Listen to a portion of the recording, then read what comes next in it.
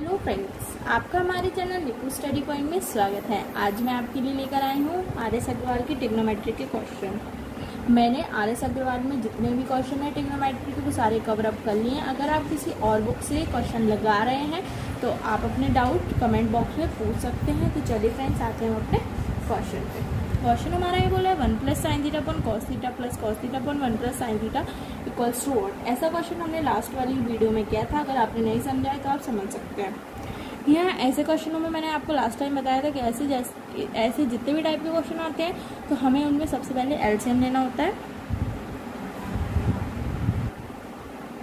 LCM लेने के बाद हम इसे सॉल्व करेंगे तो यहाँ हो जाता है दोनों का ऊपर स्क्वायर बनता है ऑलवेज।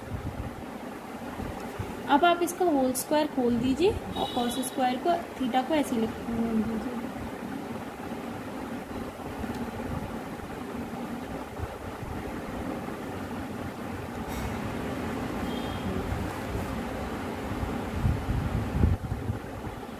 उसके बाद आप यहाँ देख रहे हैं कि हमें एक आइडेंटिटी बन रही है। हमारी एक आइडेंटिटी है ये sine square theta plus cos square theta. इसकी वैल्यू हो जाएगी 1 और 1 आपका हो जाएगा 2 + 2 sine theta upon cos 1 + sine theta.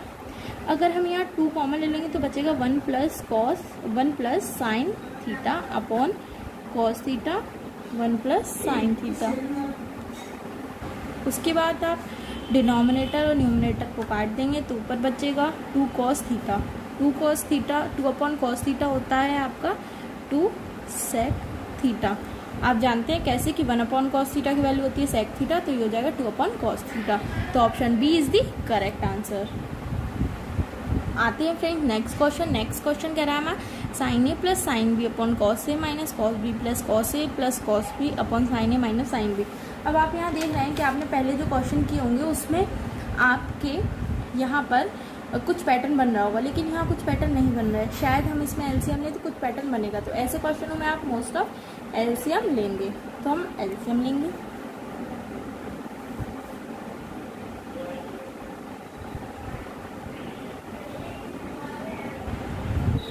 ये आपका बन जाएगा।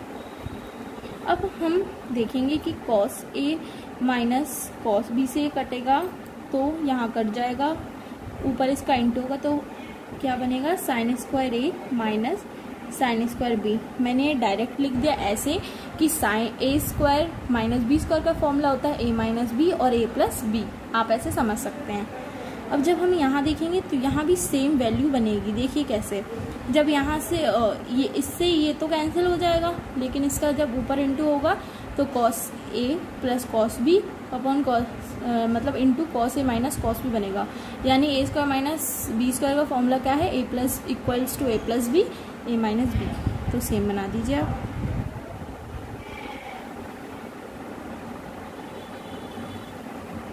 अब आप यहाँ देखेंगे कि sin स्क्वायर a और cos स्क्वायर a तो बन जाएगा 1 प्लस, अब जो ये minus sine square b minus cos square b है, थीटा हम लोग का सेम है लेकिन माइनस है।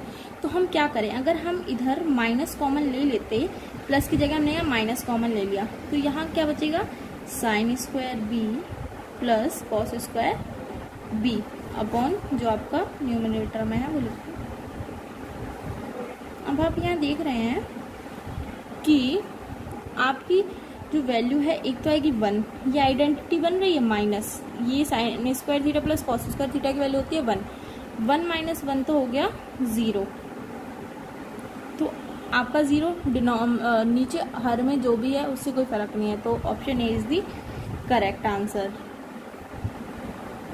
अब यहाँ देखते हैं नेक्स्ट क्वेश्चन क्या है, यदि थीटा न्यून कोण हो तो sign theta plus cos theta का अधिकतम मान क्या होगा। न्यून कोण होते हैं 90 से छोटे, 0 से बड़े और 90 से छोटे कोण को न्यून कोण कहते हैं। यानी कि हम यहाँ थीटा की वैल्यू 90 नहीं ले सकते, तो हम इसकी मिड वैल्यू ले लेंगे जिसमें दोनों की वैल्यू सेम हो। हमें साइन थीटा और कॉस थीटा की वैल्यू सेम कब मिलती है, थीटा की वैल्यू जब 45 होती है तो हमारे पास दोनों की वैल्यू सेम होगी। तो ये sign theta plus cos theta की वैल्यू हम डाल सकते हैं इसमें। हम वैसे ही करेंगे। हमने ये इसलिए लिया है क्योंकि इसकी वैल्यू सेम आएगी, दोनों की साइन 45 की वैल्यू 1/√2 होती है, cos 45 की 1/√2 होती है, और ये 90 से छोटा और 0 से बड़ा है। तो हमने इसकी औसत वैल्यू ले ली। तो जब हमने इसकी वैल्यू ली तो हम रखेंगे sin 45 प्लस cos 45। इसके अंदर जब हम लिखेंगे कि sin 45 की होती है 1/√2। अगर आपको वैल्यूज़ याद नहीं हुई हैं अभी तक तो आप ज़रूर याद कर लीजिए। तो 2/√2 ऊपर परिमीकरण करेंगे जैसा कि मैं आपको बताती हूँ, तो आएगा 2√2/2, 2 से 2 कट जाएगा तो √2। Option B is the correct answer. हमने इसमें आपको इसलिए बताया कि हमने इसमें आप और वैल्यूज़ ले सकते हैं, लेकिन हमने सेम वैल्यू इसी वजह से ली है कि उन्होंने बोला है कि अधिकतम मान क्या होगा, हमें अधिकतम वैल्यू निकालनी। वैसे आप 30 की वैल्यू भी ले सकते थे अगर वो ये नहीं बोलता कि अधिकतम मान निकालना है। हमें यहाँ अधिकतम वैल्यू निकालनी है, तो इसलिए हम ऐसी थीटा की वैल्यू लेंगे जिसमें दोनों टर्म की वैल्यू सेम हो। ये बात का आप ध्यान रखें ऐसे क्वेश्चन करते हुए। आते हैं नेक्स्ट क्वेश्चन पे। नेक्स्ट क्वेश्चन हमारा ये बोल रहा है कि tan 1, tan 2, tan 3, tan 45, tan 46, tan 44, tan 87, tan 88, tan 89 की वैल्यू क्या होगी। मैंने आपको एक क्वेश्चन अपनी एक वीडियो में कराया। अगर आप मेरी सारी वीडियो सीरीज से देख रहे होंगे तो आप ये क्वेश्चन कर लेंगे।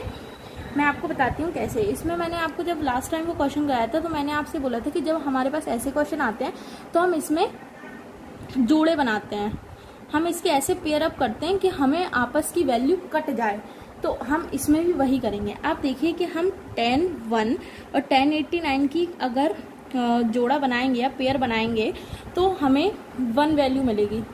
वो मैं आपको बताऊंगी कैसे। देखिए, अगर हमने tan 89 को चेंज किया, cot 90 माइनस 89 कितना है, हम कितना घटाएं कि हमें 89 आ जाए, 1 घटा दें। तो tan 89 इक्वल्स टू आपका क्या हो जाएगा, cot 1। तो हम 89 की जगह 1 की वैल्यू रख सकते हैं, और हम जानते हैं कि tan 1 cot का व्युत्क्रम होता है, मतलब ये एक दूसरे के अपॉन में आएंगे। तो हम वैसा कर सकते हैं। ऐसे ही हम जोड़े बनाएंगे। अब इधर 2 का बनाएंगे और 88 का, 3 और 87 का, 46 और 44 का।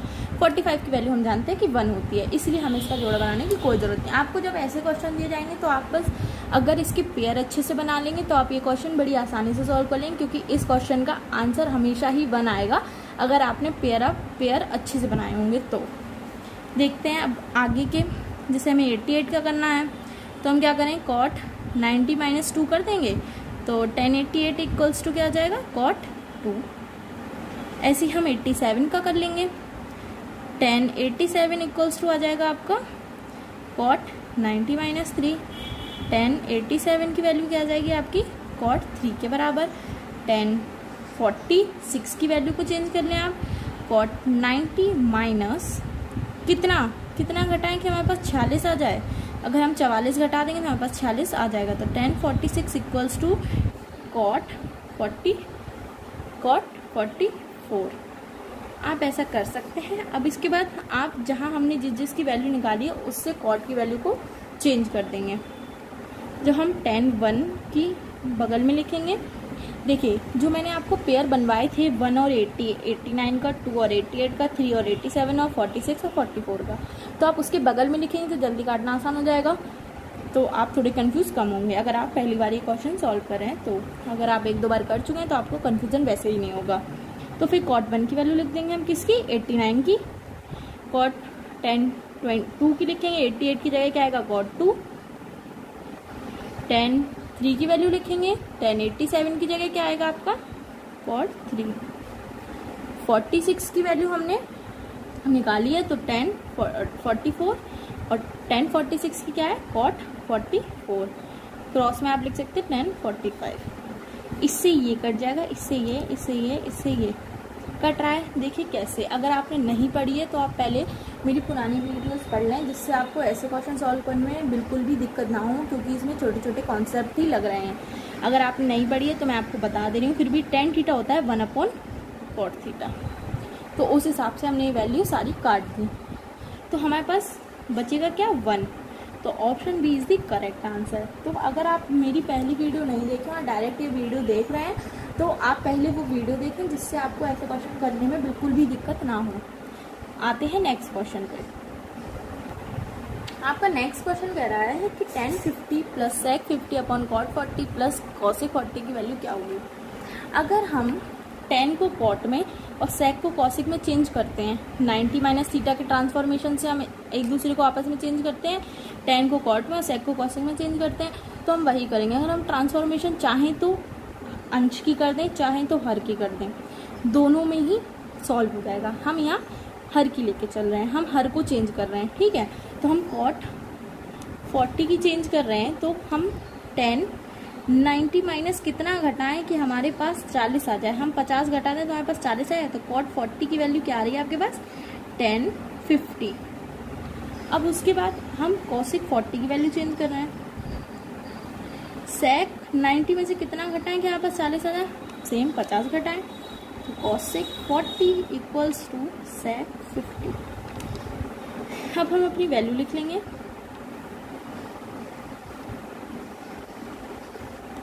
cot की जगह क्या था, sec 50।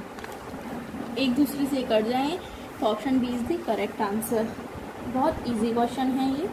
चलिए फ्रेंड्स, आते हैं नेक्स्ट क्वेश्चन। नेक्स्ट क्वेश्चन आपका बोल रहा है कि sine theta upon 1 minus cos theta. मैंने आपको पहले ही बताया कि जब आपको ऐसे क्वेश्चन करने होते हैं तो हमेशा हम परिमीकरण करते हैं। परिमीकरण कैसे करते हैं, जो नीचे हर होता है, हर में जो भी एक्सप्रेशन या जो भी टर्म दी रहती है उसके उल्टे साइन से हमें ऊपर और नीचे दोनों गुणा करना होता है। सेम वही टेक्निक अपनाएंगे और सॉल्व करेंगे। 1 माइनस कॉस थीटा ऊपर हो जाएगा इंटू 1 प्लस कॉस थीटा, नीचे भी हो जाएगा 1 प्लस कॉस थीटा। जब हम साइन का ऊपर इंटू कर दीजिए आप, sign theta plus sine theta into cos theta.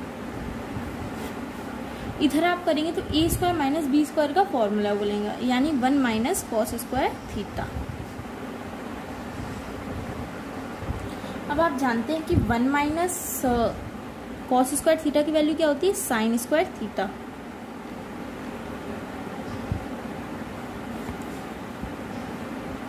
आप चाहें तो ऊपर में साइन का इंटू कर दें और नहीं चाहें तो आप सिंपल भी लिख सकते हैं, क्योंकि उससे थोड़ा इजी पड़ जाएगा। मैंने यहाँ इंटू कर दिया है तो कोई बात नहीं, ऐसे भी सॉल्व हो जाएगा, कोई दिक्कत नहीं आएगी।